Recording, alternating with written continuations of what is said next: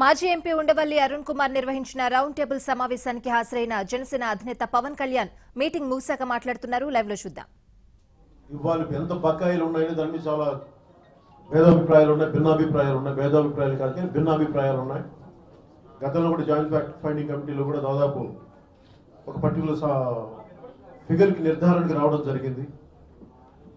ఆ నిర్ధారణ అది ఆ రోజున అప్పుడు మాజీ చీఫ్ సెక్రటరీగా ఉన్న కృష్ణారావు గారు కూడా ఆ కేంద్ర ప్రభుత్వం నుంచి మనం వివరణ తీసుకోకుండా మన నిర్ధారణకు రాలేదు, అందుకని వివరణ ఇవ్వాల్సింది ఉంది అనేది ఆయన ఒక అభిప్రాయం తెలియజేశారు. అప్పుడు కూడా ఈ రోజు ఆయన భారతీయ జనతా పార్టీ తరఫు నుంచి వచ్చారు.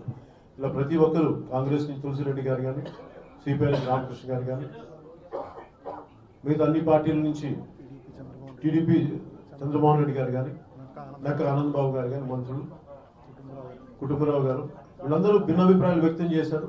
కానీ డబ్బులు ఎంత ఇవ్వాలి ఒకటైతే మేము అందరం మాకైతే అందరికీ ఒక తీర్మానం ఏంటంటే అన్యాయం అయితే జరిగింది, రాజ్యాంగ స్ఫూర్తికి విరుద్ధంగా జరిగింది. ఎందుకంటే ఒక్కొక్క చట్టం చేసేటప్పుడు ఎంతెంత కష్టపడ్డారు అనేది మనకి జస్టిస్ ఎల్మేశ్వర్ గారు చెప్తున్నప్పుడు కాన్స్టిట్యూంట్ అసెంబ్లీ డిబేట్స్ లో ఒక్కొక్క చట్టానికి చేయడానికి ఎంతెంత తపన పడ్డారు. One of the finest minds, imagination, great intellect ఉన్న వ్యక్తులు అంబేద్కర్ గారు కానీ, నెహ్రూ గారు కానీ, పటేల్ గారు కానీ, ఇలా అమోఘమైన వ్యక్తులు, మహోన్నతులు ఈ పెట్టిన రాజ్యాంగ స్ఫూర్తిని దెబ్బ కలుగుతూ ఉంది.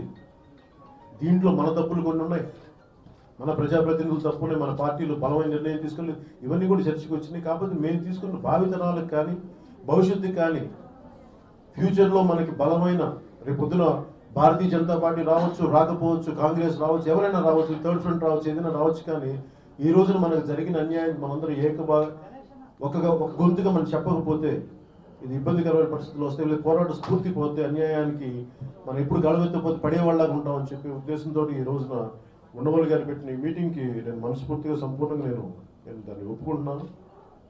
నేను ఆయన్ని పెట్టిన ఈ ప్రపోజల్ని నేను మద్దతు పలుకుతా ఉన్నాం. అలాగే భిన్నాభిప్రాయాలు ఉన్నాయి, ఎంత డబ్బు రావాలి ఏంటి అనేది దాన్ని మిగతా వాళ్ళు మాట్లాడుతున్నాం. సోమిరెడ్డి గారు అందరికి నమస్కారం.